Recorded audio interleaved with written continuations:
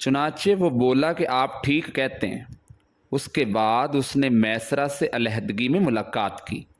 کہنے لگا، میسرہ، یہ نبی ہیں، قسم ہے اس ذات کی جس کے ہاتھ میں میری جان ہے، یہ وہی ہیں جن کا ذکر ہمارے راہب اپنی کتابوں میں پاتے ہیں۔ میسرہ نے اس کی اس بات کو ذہن نشین کر لیا۔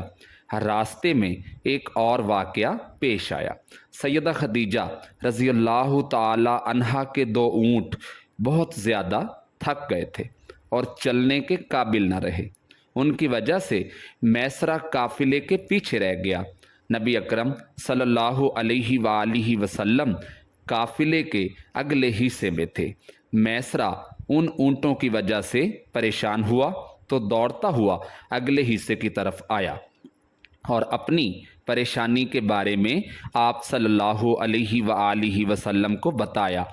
آپ اس کے ساتھ ان دونوں اونٹوں کے پاس تشریف لائے، ان کی کمر اور پچھلے حصے پر ہاتھ پھیرا، کچھ پڑھ کر دم کیا۔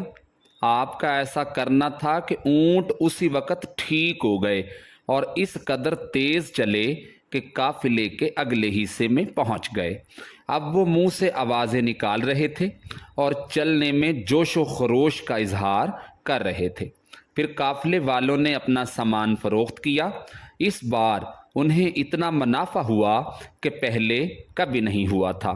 چنانچہ میسرہ نے آپ سے کہا، اے محمد، ہم سال ہا سال سے سیدہ خدیجہ کے لیے تجارت کر رہے ہیں، مگر اتنا زبردست نفع ہمیں کبھی نہیں ہوا جتنا اس بار ہوا ہے۔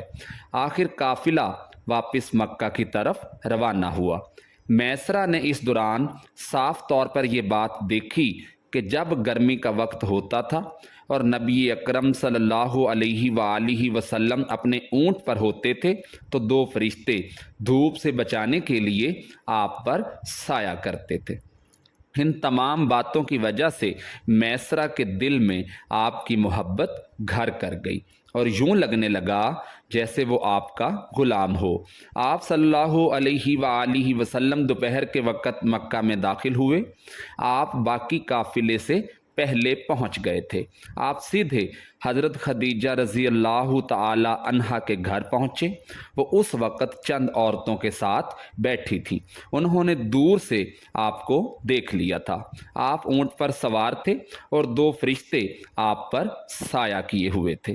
حضرت خدیجہ رضی اللہ تعالی عنہا نے یہ منظر دوسری عورتوں کو بھی دکھایا۔ وہ سب بہت حیران ہوئیں۔ اب آپ صلی اللہ علیہ وآلہ وسلم نے حضرت خدیجہ رضی اللہ تعالی عنہا کو تجارت کے حالات سنائے، منافع کے بارے میں بتایا۔ اس مرتبہ پہلے کی نسبت دگنا منافع ہوا تھا۔ حضرت خدیجہ رضی اللہ تعالی عنہا بہت خوش ہوئیں۔ انہوں نے پوچھا، میسرہ کہاں ہے؟ آپ صلی اللہ علیہ وآلہ وسلم نے بتایا، وہ ابھی پیچھے ہے۔ یہ سن کر سیدہ نے کہا، آپ فوراً اس کے پاس جائیے اور اسے جلد از جلد میرے پاس لائیے۔ آپ صلی اللہ علیہ وآلہ وسلم روانہ ہوئے۔ حضرت خدیجہ رضی اللہ تعالی عنہا نے دراصل آپ کو اس لیے بھیجا تھا کہ وہ پھر سے وہی منظر دیکھنا چاہتی تھیں، جاننا چاہتی تھیں کہ کیا آپ بھی فرشتے ان پر سایہ کرتے ہیں یا نہیں۔ جو ہی آپ روانہ ہوئے، یہ اپنے مکان کی چھت کے اوپر گئیں اور وہاں آپ صلی اللہ علیہ وآلہ وسلم کو دیکھنے لگیں۔ آپ صلی اللہ علیہ وآلہ وسلم کی شان اب بھی وہی نظر آئی۔ اب انہیں یقین ہو گیا کہ ان کی آنکھوں نے دھوکہ نہیں کھایا۔ کچھ دیر بعد آپ صلی اللہ علیہ وآلہ وسلم میسرہ کے ساتھ ان کے پاس پہنچ گئے۔ حضرت خدیجہ رضی اللہ تعالی عنہا نے میسرہ سے کہا، میں نے ان پر 2 فرشتوں کو سایہ کرتے ہوئے دیکھا ہے، کیا تم نے بھی کوئی ایسا منظر دیکھا ہے؟ جواب میں میسرہ نے کہا، میں تو یہ منظر اس وقت سے دیکھ رہا ہوں جب قافلہ یہاں سے شام جانے کے لیے روانہ ہوا تھا۔ اس کے بعد मैसरा ने नस्तूरा से मुलाकात का हाल सुनाया। दूसरे आदमी ने जो कहा था वो भी बताया। जिसने लात और उज़्ज़ा की कसम खाने के लिए कहा था, फिर ऊँटों वाला वाक़या भी बताया। ये तमाम बातें सुनने के बाद सैयदा खदीजा रज़ी अल्लाह ताला अन्हा ने आपको तयशुदा उजरत से दुगना नफ़ा दिया, जबकि तयशुदा उजरत पहले ही दूसरे लोगों की निस्बत 2 गुना थी। इन तमाम बातों से सैयदा खदीजा रज़ी अल्लाह ताला अन्हा बहुत हैरान हुई। अब वो अपने चचाज़ाद भाई वर्का बिन नौफल से मिली। ये पिछली किताबों के आलिम थे। सैयदा खदीजा रज़ी अल्लाह ताला अन्हा ने उन्हें जो कुछ खुद देखा और मैसरा की ज़ुबानी सुना था वो सब कह सुनाया। वर्का बिन नौफल उस वक़्त ईसाई मज़हब से ताल्लुक़ रखते थे। इससे पहले वो यहूदी थे। सैयदा खदीजा रज़ी अल्लाह ताला अन्हा की तमाम बातें सुनकर वर्का बिन नौफल ने कहा, खदीजा अगर ये बातें सच हैं तो समझ लो मोहम्मद इस उम्मत के नबी हैं। मैं ये बात जान चुका हूँ कि वो इस उम्मत के होने वाले नबी हैं। दुनिया को इन्हीं का इंतज़ार था, यही इनका ज़माना है। नाज़रीन, यहाँ ये बात भी वाज़ेह हो जाए कि नबी अकरम सल्लल्लाहु अलैहि वसल्लम ने सैयदा खदीजा रज़ी अल्लाह ताला अन्हा के लिए तिजारती सफ़र सिर्फ़ एक बार ही नहीं किया, चंद सफ़र और भी किए हैं। सैयदा खदीजा रज़ी अल्लाह ताला अन्हा एक शरीफ और पाकबाज खातून थी। नस्ब के एतबार से भी कुरैश में सबसे आला थी। इन्हें कुरैश की सैयदा कहा जाता था। कौम के बहुत से लोग इनसे निकाह के ख्वाहिशमंद थे। कई नौजवानों ने आप तक शादी का पैगाम भिजवाया, लेकिन उन्होंने किसी के पैगाम को कबूल नहीं किया था।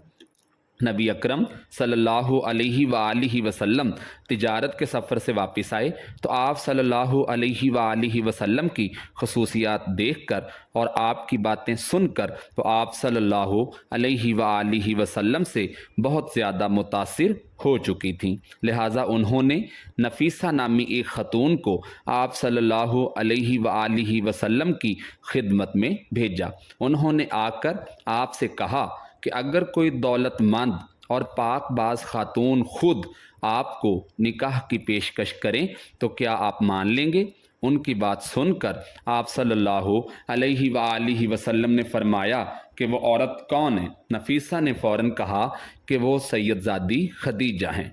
आप सल्लल्लाहु अलैहि वसल्लम ने उन्हें इजाज़त दे दी। नफीसा फिर सैयदा खदीजा रज़ी अल्लाह ताला अन्हा के पास आईं, उन्हें सारी बात बताई।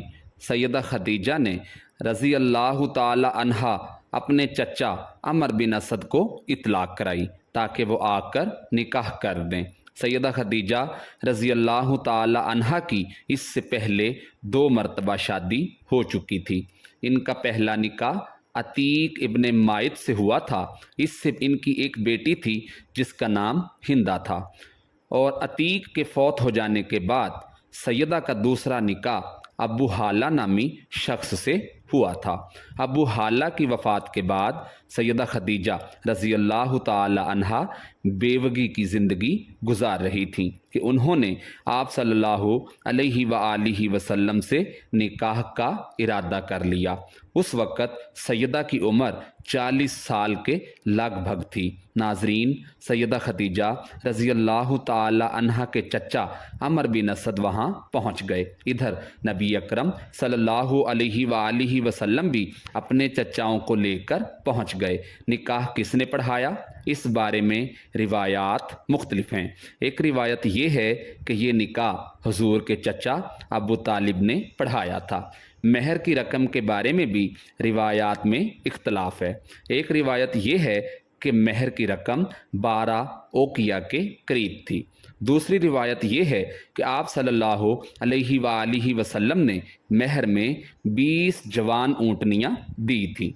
निकाह के बाद नबी अकरम सल्लल्लाहु अलैहि वसल्लम ने वलीमा की दावत खिलाई और इस दावत में आपने 1 या 2 ऊँट ज़िबा किए। नाजरीन, उम्मीद है کہ آپ کو یہ ویڈیو پسند آئی ہوگی۔ نبی اکرم صلی اللہ علیہ وآلہ وسلم کی حیات مبارکہ کے متعلق مستند ترین معلومات حاصل کرنے کے لیے ہمارا چینل موٹیو اسلام اس کو سبسکرائب کریں۔ ملتے ہیں بہت جلد ایک نئی ویڈیو کے ساتھ، تب تک کے لیے اللہ حافظ۔